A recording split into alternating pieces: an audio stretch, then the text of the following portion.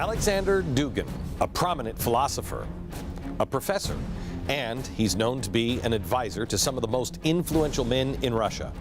The Russian foreign minister, the second chairman of the state, the United Russia Party chief ideologist, and of course, President Vladimir Putin, not only advising the Kremlin, but in 2008, Dugin became the head of the Department of Sociology of International Relations at Moscow State University.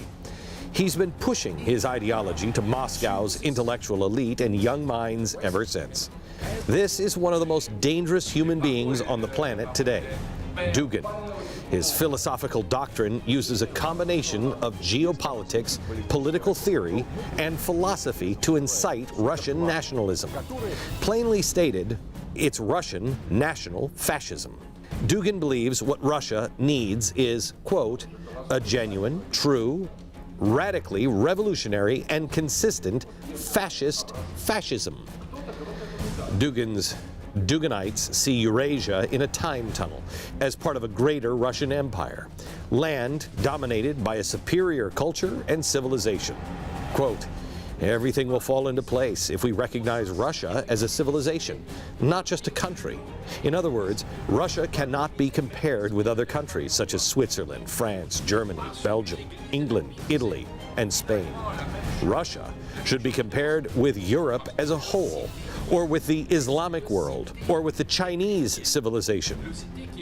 Similar to how Karl Marx believed working-class people should be constantly informed of their place in society and become class-conscious so they would unleash the struggle against the rich, Dugin's recipe calls for all of Europe to become aware of their race in order to bring forth racial struggle.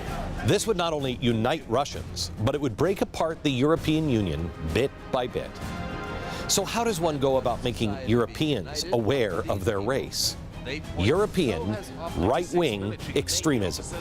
In Europe, right-wing is nothing like it is here in America. Right-wing here is Tea Party, individual liberty, small government. Their right-wing is fascism, Golden Dawn, Marine Le Pen, Pegida. Any group pushing some sort of xenophobia will do. It's a dangerous play, one we have seen play out in history before with deadly consequences. Because once this sort of hate and fear is unleashed, there is absolutely no way to control it except with an iron fist.